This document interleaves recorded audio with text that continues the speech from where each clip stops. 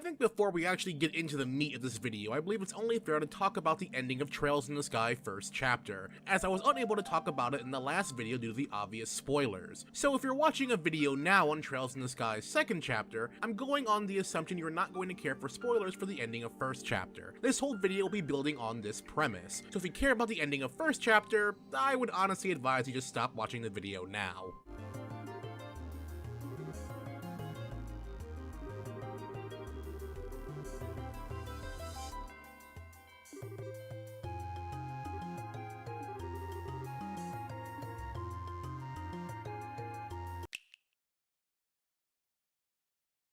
Trails in the Sky first chapter is honestly an amazing game in retrospect for the Trails series, because it does a fantastic job of building up the universe as to which things are built upon in it. It is a very strong foundation of things to come, and they demonstrate that right out the gate with Trails in the Sky's second chapter. At the end of first chapter, we learn that everything that Estelle thought she knew about Joshua was an entire lie. Joshua opens up to Estelle about everything regarding his grisly past as an assassin for the secret society known as Ouroboros, and the amount of weight he carries on him for the life he once lived. Everything that Joshua and Estelle built up to at this point literally falls apart with a snap of someone's fingers, and Joshua leaves Estelle to finally put an end to his previous life once and for all.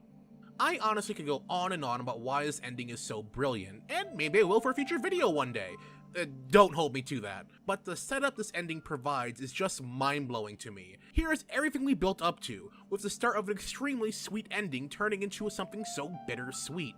It got me hooked. I had to know more. I wanted to play more. I needed to figure out what in the world was going to happen next. And thankfully, I had the opportunity to hop right into Trails in the Sky second chapter, right after finishing this game. I feel sorry for my friends who had to wait for years for this game to get localized because damn, this cliffhanger was just painful. But let's put this aside and begin to talk about what truly makes Trails in the Sky second chapter so special.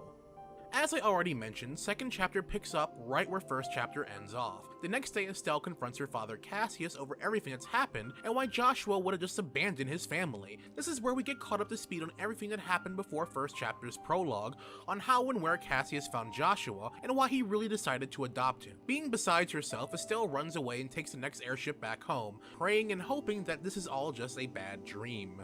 This is where we're introduced to our first new character of the game, the traveling priest Kevin Graham, who meets up with Estelle on the flight home. Here, Kevin is able to console Estelle at what is her lowest point in her life. It is really something to see Estelle break down like this.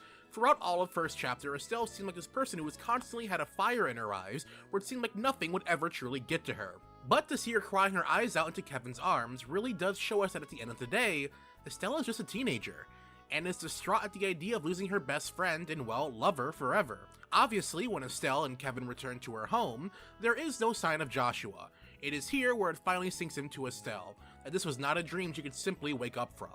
From here, Estelle makes it her mission to bring Joshua back home, kicking and screaming if she must, and at the same time uncover exactly who Ouroboros is and what their true connection to Joshua really is.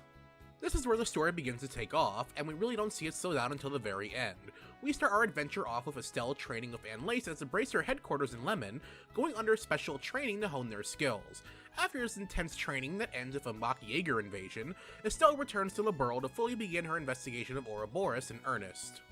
The formula for second chapter more or less starts off the same as first chapter, but instead of being junior bracers, we are now full-fledged bracers, with more responsibility on our plate. You'll be going around Ouroboros investigating the strange happenings around the country, and looking into how they connect to Ouroboros. It is through these events that we're able to get a bigger understanding of the type of organization we are dealing with, and what exactly Joshua is trying his best to finally cut his ties with. All of our friends we met in first chapter will also be returning as party members as well, and all of them, funnily enough, have some loose threads of connection to the Enforcers of Ouroboros. The Enforcers of Ouroboros will be the main people who will be getting in Estelle's way as she tries to figure out what exactly their plan is and where in the world Joshua is. Every time something is amiss in the cities that we explore around Ouroboros, you can more or less bet on one of the Enforcers being the ones involved with the problem. What I love the most about the Enforcers is that each and every one of them connects to a different party member in one way or another. For example, you have Walter, the Dire Wolf, someone who can punch down a fortified door with no problem, and it turns out he is more or less a rival with Zin. Every time the two of them are on screen together, it's a real treat to see their own philosophies play out, both of them coming from the same background, but taking extremely different paths in life. Then you have Luciola, the Bewitching Belle, Before she joined Ouroboros, she was part of the same traveling act as Shara, being an older sister figure to her of sorts. She of course vanished one day without a trace, only for her to appear in Ouroboros once again under the banner of Ouroboros. Then there is my personal favorite, Blue Blonde, a thief who likes to steal beauty. You will see him a lot through the game in forms of side quests, and I recommend you try him out.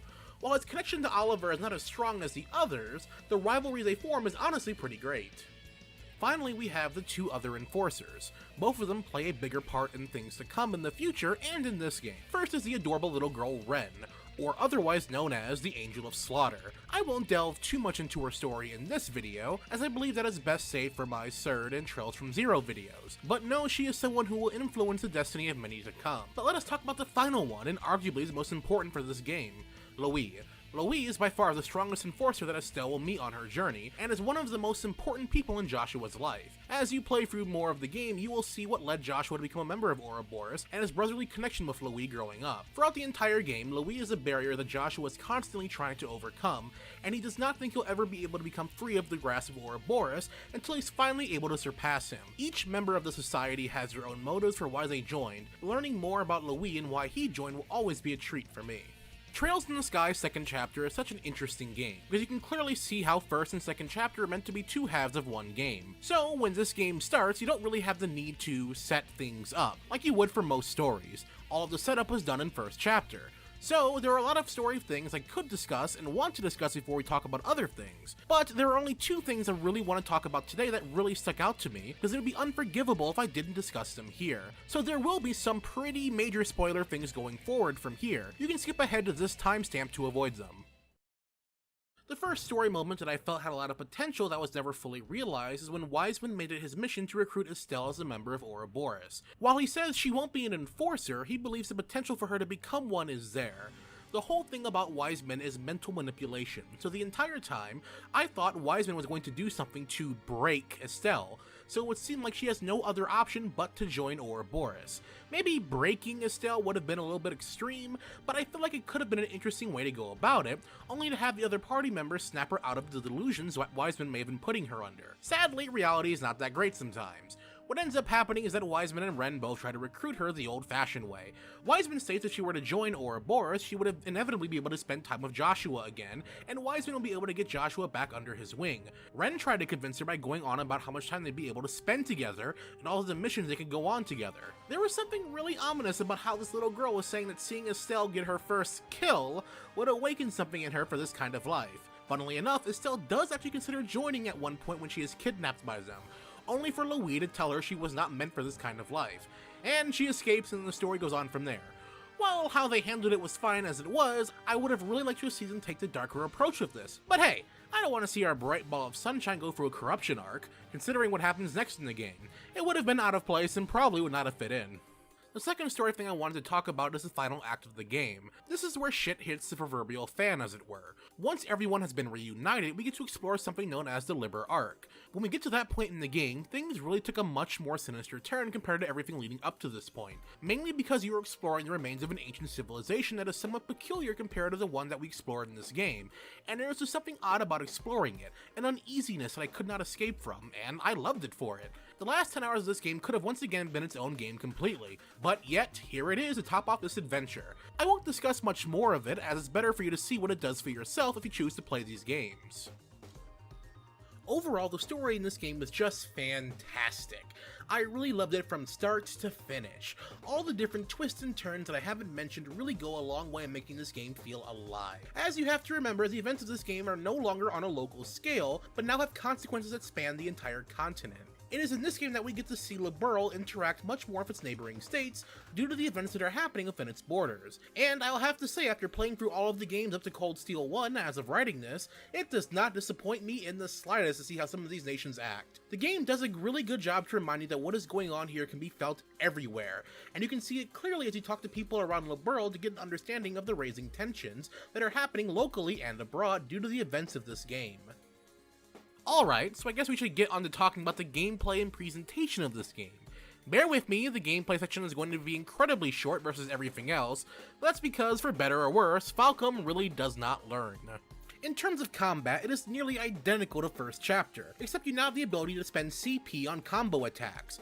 As the game progresses, you can have up to 3 party members ready to perform the one giant combo attack that can do a sizable amount of damage. While these combos are often really cool to see, I never found myself relying on them too much. Just like in first chapter, arts and crafts remain the king of getting a one-up on your enemies. The quartz system has also been expanded upon, allowing more intricate strategies involving arts. If this game does have a consistent problem, is that it just does not give you a good feeling if you're truly ready for the boss or the area or the chapter. Just like in first chapter, I would get to a point where I was able to make my way through all of the mobs and monster extermination quests with relative ease, making me feel like I was ready to take on the boss, only for said boss to one-shot my party time and time again. Sure, once I got an inventory of what was happening, I was able to formulate a plan to get things going in my favor, but let me tell you, it was still a bit of whiplash that I feel like will continue to be an issue as I continue through these games. Now on to the music, and what else can I say that it's just great. Just like the music in first chapters, there were tracks that were able to fit in perfectly for every single occasion. The game currently has a few of my all-time favorite music tracks in it too. I will always love the Ouroboros theme, and the remixes it has, such as the music that plays for the Enforcers. Also, once you get to the Liber Arc, the uneasy feeling I had there was compounded thanks to the music itself. So overall, this game is keeping the status quo in fantastic music. Finally, let us talk about Ouroboros once again.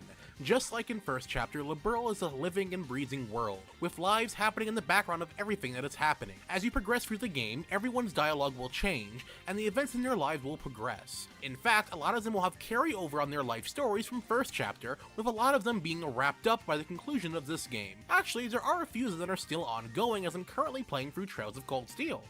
This is something I will forever love about these games, is that Falcon was able to create a world that I was able to feel a part of, and able to watch it grow with the rest of the story. This is a storytelling tool I wish more games would do, but at the same time it can be a bit daunting to try and keep up with the lives of dozens upon dozens of NPCs. And there we have it.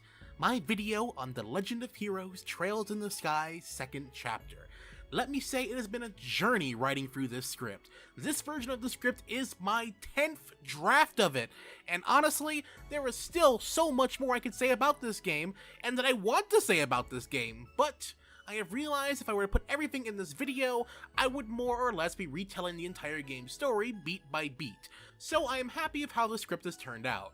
Trails in the Sky 2nd chapter is easily one of the best JRPGs I've ever played, and I strongly encourage anyone watching this video who is on the fence to go out and try both Trails in the Sky's 1st chapter and 2nd chapter. Oh, and 3rd chapter as well, but my video on that one is still in development. It is funny that in between my time with the 1st chapter video and now, I have played through all of Sky and Crossbell, and have begun playing through Cold Steel.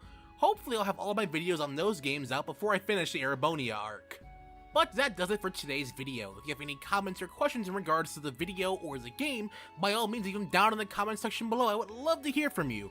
Also, if you want to follow my adventures through these games, go follow me right now on Twitch at twitch.tv/GammaPT. As of writing this script, I'm currently looking to start my playthrough of Trails of Cold Steel 2 in the coming days or weeks. And don't worry, the VODs of my adventures through the 25% mark of 2nd chapter and onward are all available for you to watch. I started 2nd chapter off stream and realized I should start streaming it, so that's why it's a bit weird there. But all of my VODs for 2nd chapter, 3rd, Zero, Azure, and now Cold Steel are available to watch on Twitch.